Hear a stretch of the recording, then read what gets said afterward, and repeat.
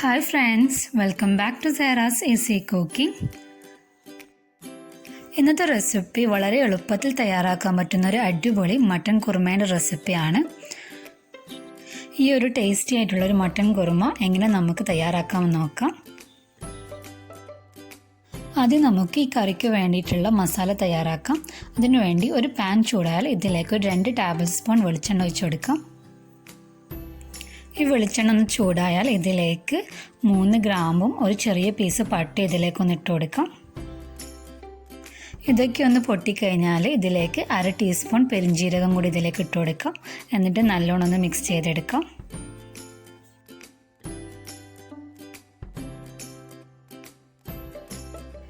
ഇതിലേക്ക് 2 സവാള കട്ട് ചെയ്തതും കൂടി ഇതിലേക്ക് ഇട്ട് കൊടുക്കാം.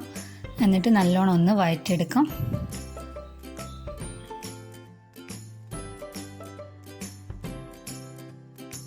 സവാള ചെറുതായി വാടി വന്നാൽ ഇതിലേക്ക് ഒരു 1.5 ടേബിൾ സ്പൂൺ ഇഞ്ചി വെളുത്തുള്ളി പേസ്റ്റ് ഇതിലേക്ക് ഇട്ട് കൊടുക്കാം.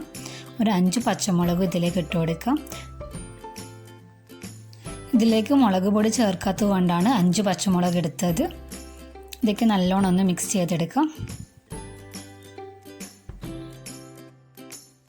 ഉള്ളിലേക്ക് ഏകദേശം വാടി വന്നാൽ ഇതിലേക്ക് നമുക്ക് പൊടികൾ ചേർത്ത് കൊടുക്കാം.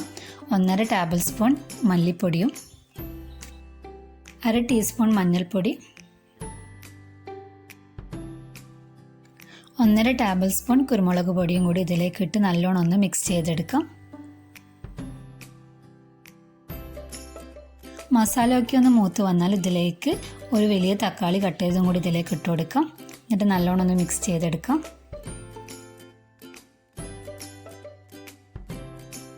തക്കാളിയൊക്കെ വെന്ത് വന്നാൽ ഫ്ലെയിം ഓഫാക്കി ഇത് തണുത്തതിന് ശേഷം മിക്സിയുടെ ജാറിൽ നമുക്കിതൊരു പേസ്റ്റ് പോലെ ഒന്ന് അടിച്ചെടുക്കാം.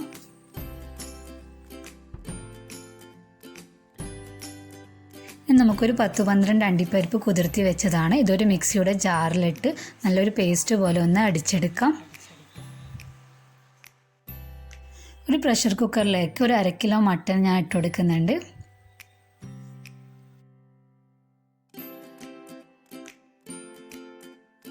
ഇതിലേക്ക് നേരത്തെ തയ്യാറാക്കി വെച്ച മസാലേൻ്റെ പേസ്റ്റ് അടിച്ചതും കൂടി ഇതിലേക്ക് ഒഴിച്ചു കൊടുക്കാം. ഇതിലേക്ക് ഒരു 1/2 കപ്പ് വെള്ളം കൂടി ഇതിലേക്കൊന്ന് ഒഴിച്ചു കൊടുക്കാം. ഇതിൻ്റെ മുകളിൽ കുറച്ച് കറിവേപ്പിലയും കൂടി ഇട്ട് നല്ലോണം ഒന്ന് മിക്സ് ചെയ്തെടുക്കാം.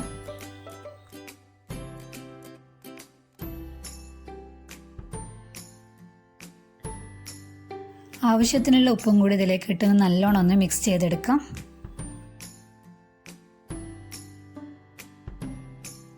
ഇതൊന്ന് അടച്ച് വെച്ചിട്ട് ഒരു മീഡിയം ഫ്ലെയിമിൽ ഒരു 4-5 വിസിൽ വരുന്നവരെ ഇതൊന്ന് കുക്ക് ചെയ്തെടുക്കാം.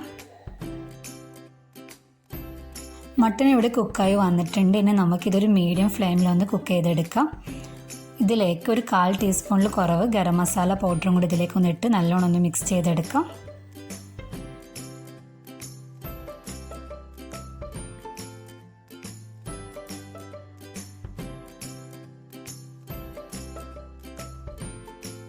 ഇനി ഇതൊരു ലോ ഫ്ലെയിമിലേക്ക് തീ മാറ്റിയിട്ട് ഇതിലേക്ക് നല്ല കട്ടിയുള്ള തേങ്ങാപ്പാൽ ഒരു 1.5 കപ്പ് പോലെ ഇതിലേക്കൊന്ന് ചേർത്ത് കൊടുക്കാം.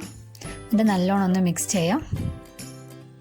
ഇതിലേക്ക് കുറച്ച് മല്ലിച്ചപ്പം കൂടി ഇതിലേക്ക് ഇട്ട് കൊടുക്കാം.